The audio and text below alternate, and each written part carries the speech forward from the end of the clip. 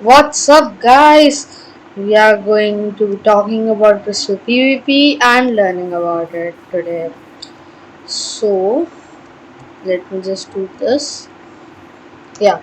So now everyone knows that in crystal PvP, the four key things are obsidian, which is basically used to put end crystals on it, and end crystals, which are the major part of it, as they do damage to any player standing above one block of the crystal or on the same block of the crystal, like not the same block like the obsidian or the next block, but on the same level. Like if I stand here, it would still do damage to me. As I am in creative mode right now, it won't, but generally it would if I would be in survival mode. Now we can talk about how much damage it does. So the most damage you will get, just give me a second. Yeah, the most damage you will get by an end crystal is when you are standing right above it. So like right now I'm at half heart. Let me just regenerate. Let's get a god apple.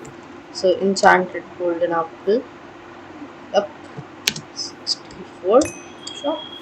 I got a stack of enchanted apples.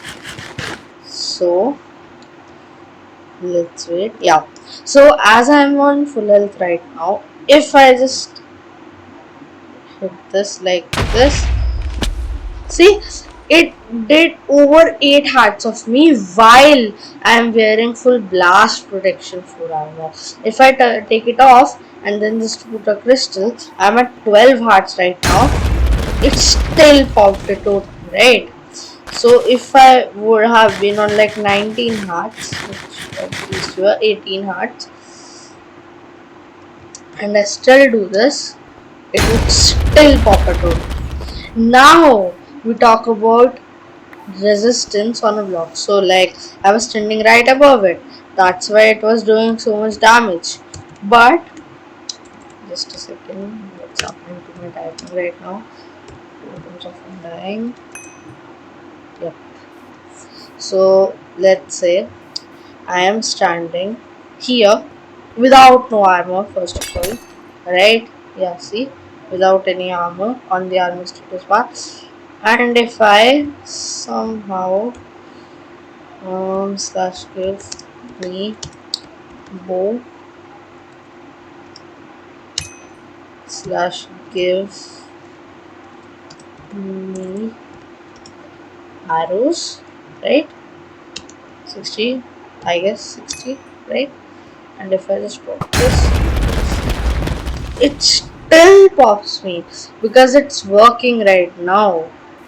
But if I do this, that I'm standing right here eating an enchant, so this is 1, 2, 3, 4, 5, 6, 7, and 8.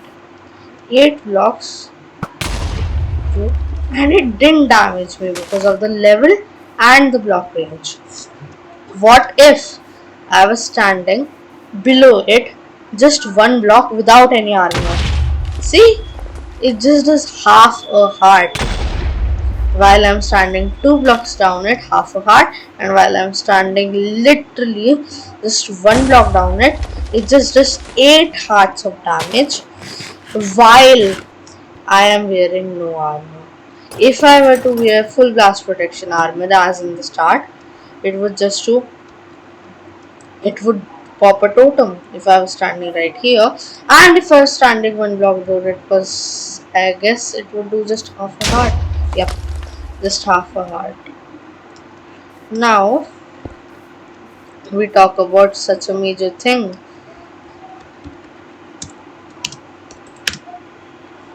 Totals of undying. Let's get totals of undying. 50. It will just not fit in my inventory, but whatever. Right? The useless stuff.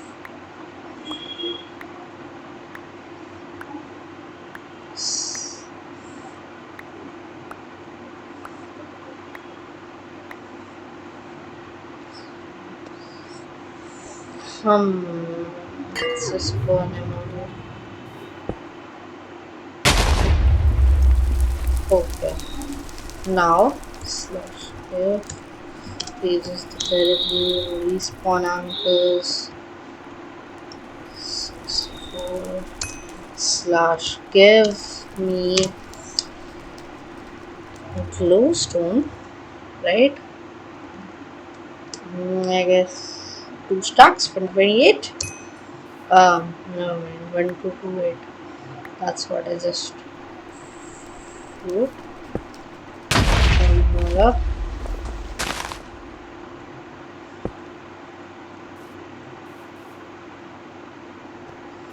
Okay, let's spin all up.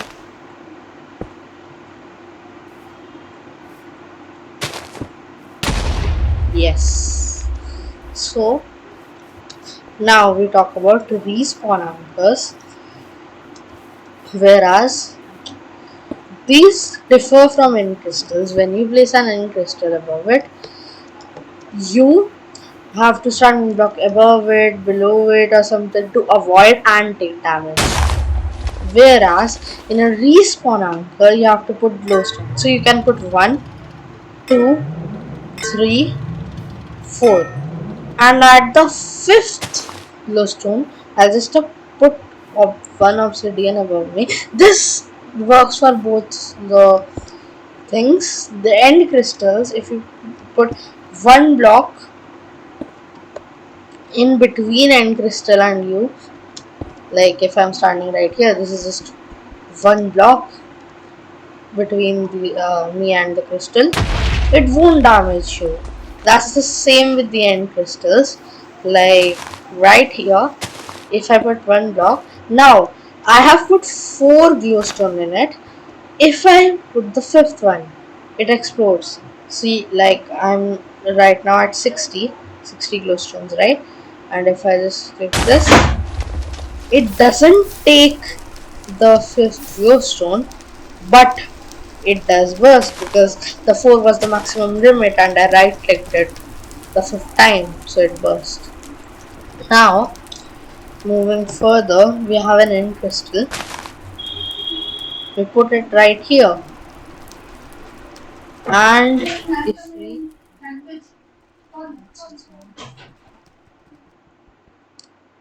if we go into this creative mode and just destroy this, it will do me damage even if I am standing below it, not as much as I was wearing this armor, which I am continuously saying, but yes, and it destroys the whole terrain. But with these, they destroy it anyways. And now with respawn anchors, when you put glowstones in them, right, like here, you don't have to actually put 4. Like this is an end crystal with 4. This is an end crystal with 1 glowstone in it, right? If I click this with a glowstone, it would burst.